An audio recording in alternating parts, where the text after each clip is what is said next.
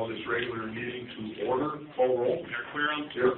Commissioner Warren. Here. Commissioner Mabry. Here. Commissioner Fabia. Here. Commissioner Newman. Here. Please stand and join us in the pledge of allegiance. Pledge allegiance to the flag of the United States of America and to the republic for which it stands, one nation, under God, indivisible, with liberty and justice for all. Do we have any public comment to start? Okay, we'll go to Commissioner Newman for approval minutes. Thank you, Mayor. I'd like to move that the minutes for the regular council meeting of Monday, March 21st, 2016 be approved as written. Second. Motion has been seconded. Any corrections? Call roll. Commissioner Warren. Aye. Commissioner Mabry. Aye. Commissioner Fabia. Aye. Commissioner Newman. Aye. Mayor Querom. I'll pass. I was absent at the last meeting.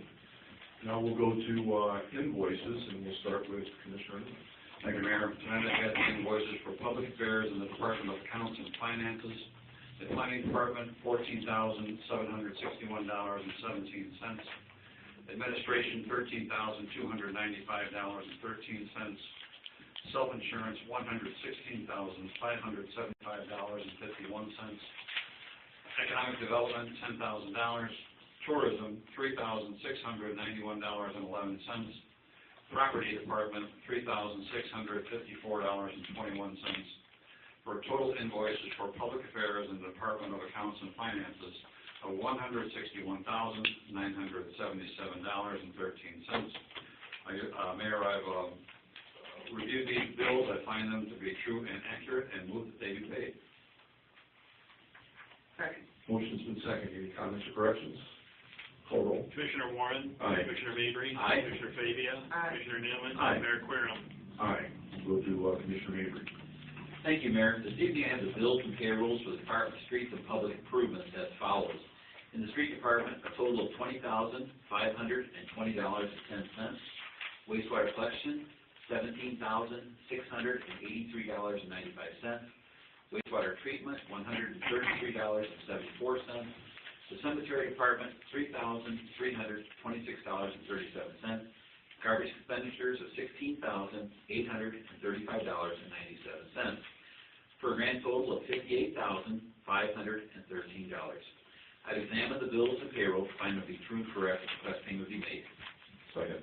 Motion's been seconded. Any comments or corrections? Call roll. Commissioner Warren. Aye. Commissioner Mabry. Aye. Commissioner Fabia. Aye. Commissioner Newman. Aye. Mayor Querom. Aye. Now we'll go to Commissioner Newman. Thank you, Mayor. I have the bills for public health, safety, and civil defense for the police department. I have $56,498.61. For fire ambulance, I have $45,412.70 for a total of $101,911.31. I have reviewed these bills. I believe them to be true and accurate, and I move they be paid. Second. Motion's been seconded. Any comments or corrections? Call roll. Commissioner Warren. Aye. Commissioner Mabry. Aye. Commissioner Fabia. Aye. Commissioner Newman. Aye. Mayor Querom. Aye. Now we'll go to Commissioner Warren. Thank you. Tonight I've got the bills and payroll for public property utilities. Electric department total of $1,000. Electric generation is $24,850.25. Electric distribution of $43,301.89. Electric administration of $26,747.74. Water treatment of $30,784.33. Water distribution of $8,454.86. Water administration of $2,218.16, for a grand total of $137,357.23. We examine these bills, believe them to be true, and move to be paid them. I'll second that. Motion's been seconded. Any comments, corrections? Call roll. Commissioner Warren. Aye. Commissioner Mabry. Aye. Commissioner Fabia. Aye. Commissioner Newman. Aye. Mayor Querom. Aye. Thank you, Commissioners. And I'll go to regular business, and we'll start with Commissioner Mabry. Thank you, Mayor. This evening we have ordinance number 016002. It's an ordinance adopting fees for accepting landscape waste at city facilities. And I'll just briefly read the front page. It says, be it ordained by the Mayor and City Council of the City of Princeton, Bureau County, that the disposal of landscape waste collected by city departments and those disposal facilities are additionally utilized by private contractors shall be subject to fees as authorized by 65 Illinois, ILCS 511-19-4, as set forth in Exhibit A. And I know we're going to elaborate a little bit more on this, but I would move that this ordinance be adopted as written. Second reading. Second reading. I'm sorry, this is the first reading, and Towards second. towards the second reading. Sorry, appreciate that. Second. Motion's been second. Comments? If we could, we just have Rachel elaborate just a little bit as to where this came about and why we're moving forward with it.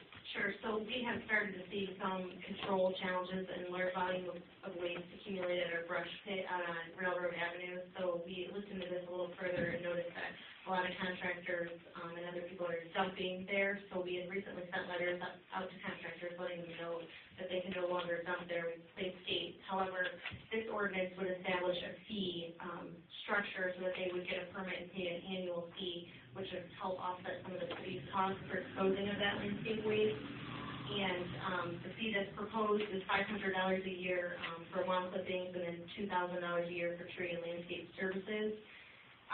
Also in this ordinance, there's no changes at this time in curbside pickup. However, we do specify that anything larger than a 5x5x5 curbside pickup will be charged a fee. In the past, there's been a fee, but the amount has been determined, so there will be a set $50 fee for those services.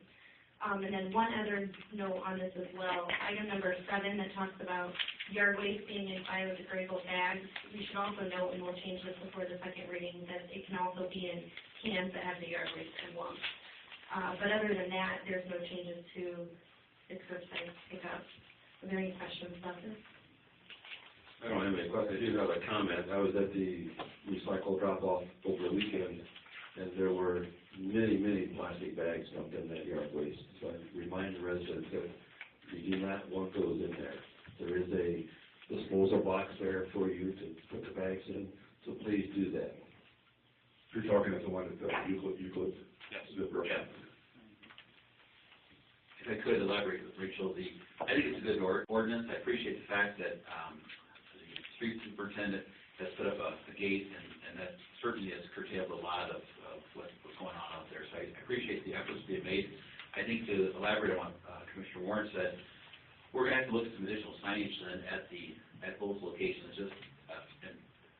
It's just going to be a proactive approach for both those locations. Yeah, and one thing I forgot to note, residents can still drop their brush off at the Euclid Avenue, but contractors can't do that there.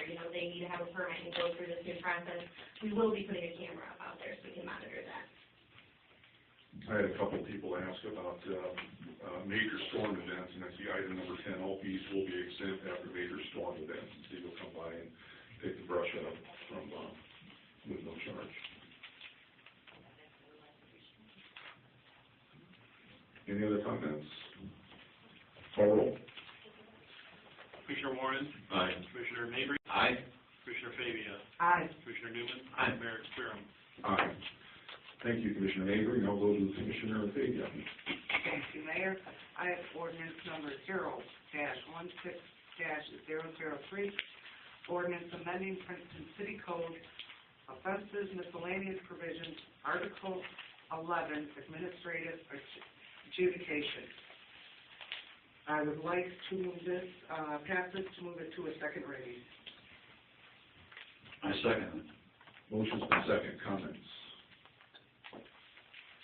Rachel, you want to? Yeah, I'll just add a few comments briefly. So this ordinance will allow the city of Princeton to conduct in-house adjudication hearings. There's a lot of surrounding towns that have been doing this for some time. Those include Peru, Rock Falls, Sterling, Ottawa, Morris, and Geneseo. Police Chief Tom Rutt and Director of Planning Brian Dent have kind of taken the lead on this project, as this will involve both of their departments, both police general code violations and code enforcement violations, building violations as well. So this will allow the city greater control over compliance, as well as it will allow us to do a lot of these hearings in-house and not have to send them through the circuit court. So as you mentioned, this ordinance establishes the process, and then also the next ordinance that we're going to be talking about, the in-town ordinance, is amended to adhere to this new adjudication process and follow state statutes with that. So that's all I have. Any other comments? when would we be looking to get this up and running? We're hoping to start it in May, I believe.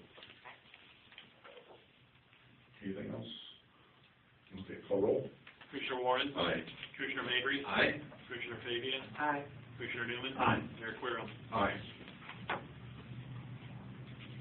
Next, I have ordinance number 0-16-004, ordinance amending Princeton City Code, Chapter 9, offenses and miscellaneous provisions, Article 8, seizure, impoundment, and towing of vehicles. I would like to move this to a second reading. I second. Motion's been seconded. Any comments? Call roll. Commissioner Warren? Aye. Commissioner Mabry? Aye. Commissioner Fabia? Aye. Commissioner Newman? Aye. Mayor Querem? Aye. Thank you, Commissioner Fabia, and I'll go to Commissioner Newman. Thank you, Mayor. Tonight I have ordinance O-16-005, sales tax incentive agreement. This is the first reading. This is an agreement entered in between the City of Princeton and Saks Learman Realty Group. In essence, this group wants to renovate the old Walmart building. They want to invest $1.5 million into this property and convert it into several retail spaces. In return, they've asked for $120,000 in sales tax revenue over the next 10 years to help defray the cost of this project. I think this is an absolute win-win for the City of Princeton, and I recommend that we move this to the second reading. Second. Motion's been seconded. Comments? Rachel? Yeah, I just have a couple comments. So, this is a developer, as Jerry mentioned, that's interested in, redeveloping the old Walmart building. He's looking to put about $1.5 million into the renovation of the building. He's gonna be splitting it up into 4 different parcels. So the sales tax rebate is an amount up to $120,000, that's the max. And, Tractor Supply is excluded from the sales tax agreement because they're already there generating sales tax revenue. So it's any new businesses that come into that space, and as the agreement's written up, the city would receive the first $10,000 of sales tax that comes in, the developer would be receiving the second $10,000, and then in a year, any amount in excess of that $20,000 would be split 50-50 between the developer and the city.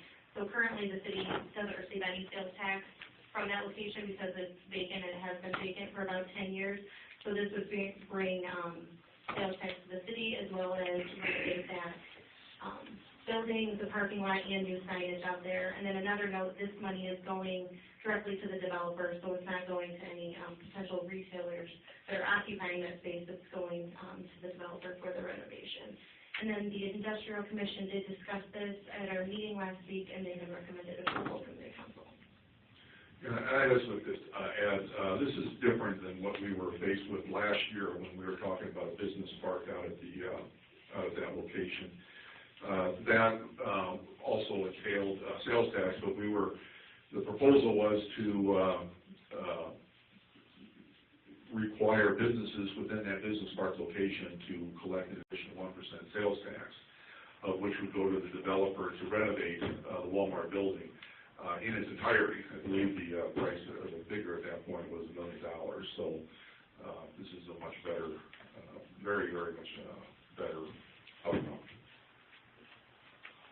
I just think it's jobs creating, beautifying the north end when you get off the interstate, the signage you'll be able to see from the interstate, increase property taxes. I just think it's a wonderful opportunity.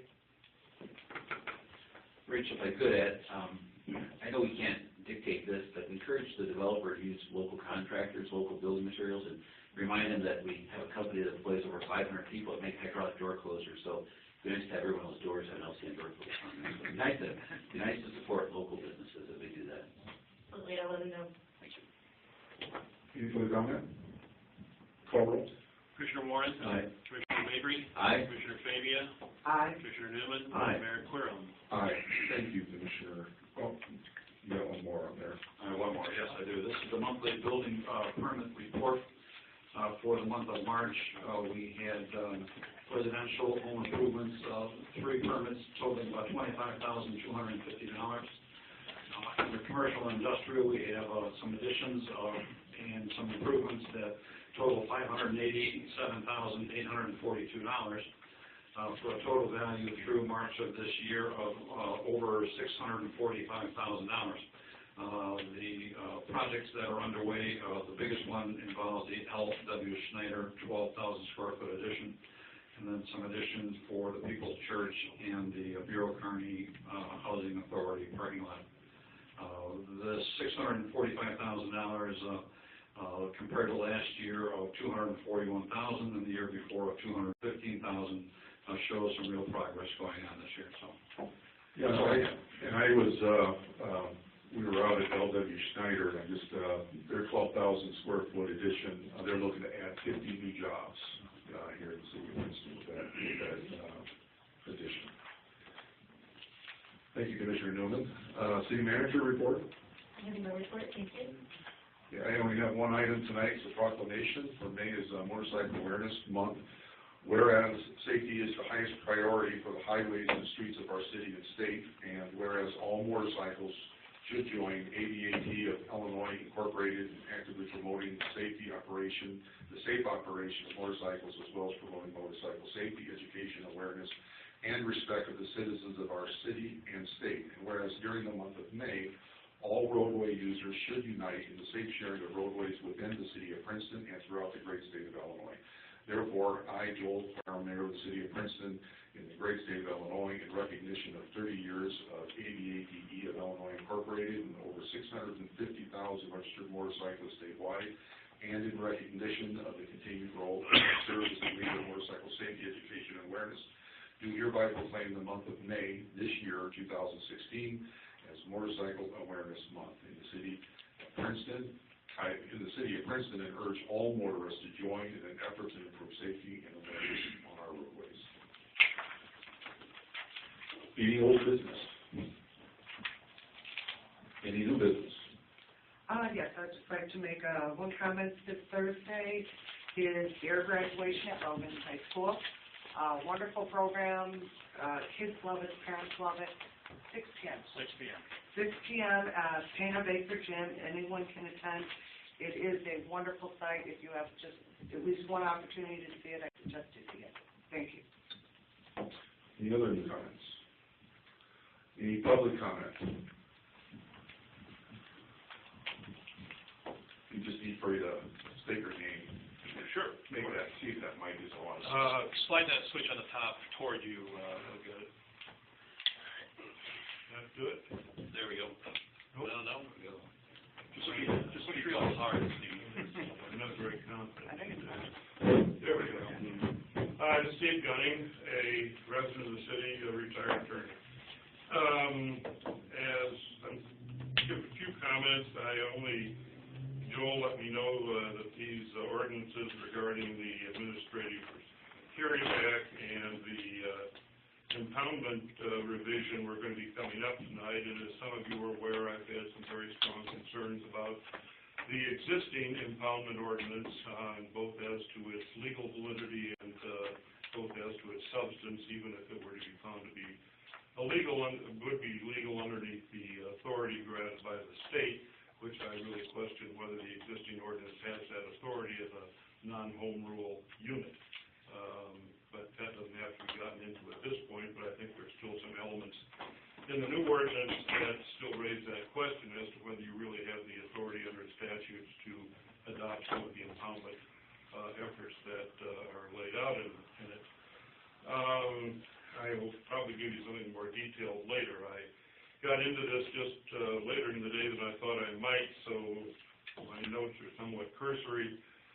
But as to the administrative hearings ordinance, I wonder if you might want to consider separating the procedures into two separate ordinances, since one is underneath one statutory provision having to do with general ordinance violations, the other is under a provision having to do with housing code violations. And the one ordinance having to do with general ordinance violations specifically says it doesn't address housing violations underneath the other sections of the statute. So in melding them together, it may be clear enough, but I wonder if it might be a little bit more clear and more efficient to actually separate them out and have one set of procedures for one for the other simply because they are from a different statutory source. Maybe it's not a problem, it might be something I want to take a look at. As to the impoundment ordinance, frankly, from a cursory review, I think it is somewhat old wine in new bottles, as they say. I appreciate that there is a section in there that tells the officer not to impound a vehicle if there is someone immediately present who is in a position to take the vehicle properly licensed and show evidence of capacity to do so. That's probably not going to happen very often. At the least, there are two sections in the ordinance. One says that if the officer has probable cause to believe that it's subject to being impounded or words to that effect, he shall impound it. The next section says, but first, even though it's subject to it, he has to determine whether or not there is some basis to have it properly disposed of without impounding it. But again, it's with conditions of immediate capacity for someone else to be there to take care of it. That's probably not going to happen too often. I guess it depends now how effectively the officer interprets immediate and how much leeway he might give. So I think that might still wind up with pretty much reflecting impoundments. My biggest problem is I don't know that there's really an authority to impound vehicles coming from the statute. As you all are better aware than I, a non-home rule unit only has that authority which the state grants it. Home rule unit has the authority it wants to have. It's not violating the Constitution unless the state says it can't do it. So I realize also that if you have authority granted by the state to do a particular act, you have a certain leeway in adopting ordinances to fulfill that duty. But I don't know that I've seen anything that says a non-home rule unit has a capacity to be impounding vehicles. But I could probably do a little bit more brushing up on that. It still seems to me that there is no immediate need for the municipality to be impounding vehicles with some of the stresses and problems that's going to cause the owner of a vehicle, whether to get to work, to support a family, to do a variety of things, subject to a $500 or a $250 bond turned into an administrative fee, which frankly I think is just words that are covering up as a penalty to get the car released. If getting the car off the streets is that important, to be able to get it back by paying $500 and then turn around and have it returned to you seems to undercut the need to get it off the streets. So it does strike me, frankly, as it has from the start, as a reach by the city to get easy money because everybody needs money. But I think it puts the city in a position of, frankly, being a bit of a bully. And I don't know if that's someplace we really want to be.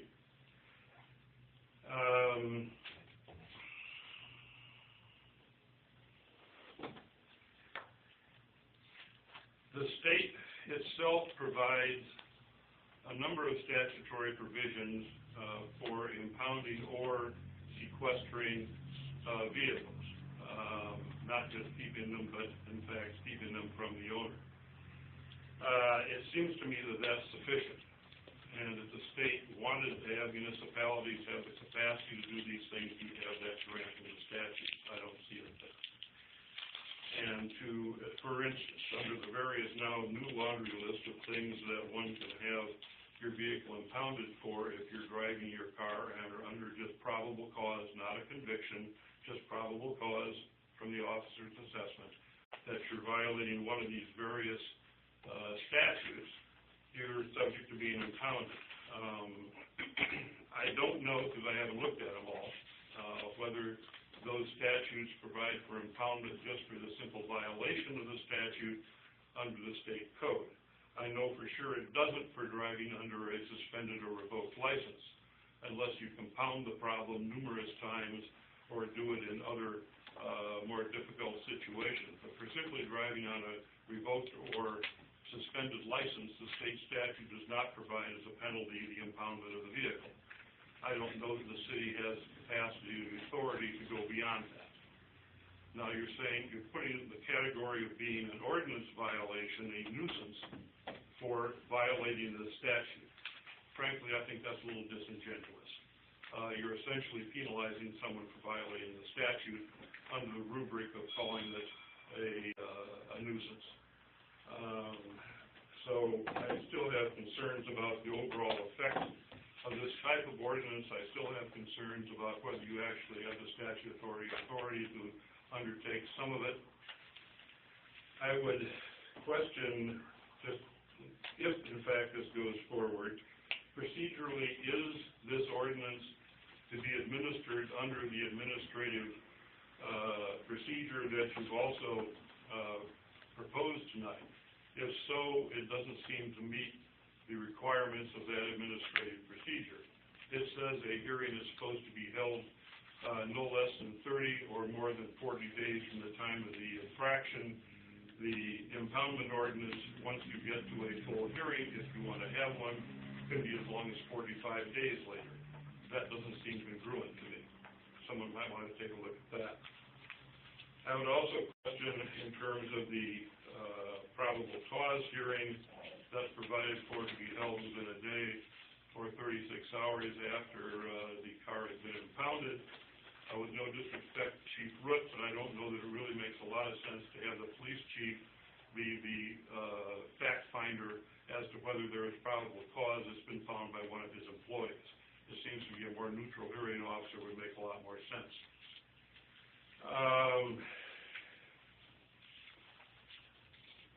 I've said about as much as I need to say. A lot of you have some sense of my feelings about this, but it still seems to me that it's an ability of the city to get money by calling it an administrative expense when in fact it's essentially a penalty and a fine. But I get back to that and then I'll let it go for the time being. The breaking down of the amounts to be paid as a bond, $250 for one offense, $500 for another. If it in fact is an administrative cost, how do you differentiate the cost to the city to administer a impoundment program based on the underlying offense that's causing the impoundment? I don't see how you can justify the difference in expense. I'm aware that there is an appellate court case that I haven't read that suggests that cities should be able to justify these types of administrative fees. This would seem to call out for that. So that's enough for now. You'll probably hear more from me later. Thank you very much. Yeah, I would ask Steve if you would send us an email or a letter, just bullet point as to the points that you made and any others that you have. A lot of information relayed tonight, but if you could do that, sure you can. A lot of information. Can I ask a question? How many vehicles are impounded a year? I'm just curious, just roughly, how many do we impound a year? Just rough. Actually, it depends on the offenses that fall under those statutes. You could have anywhere from probably 30 to 40.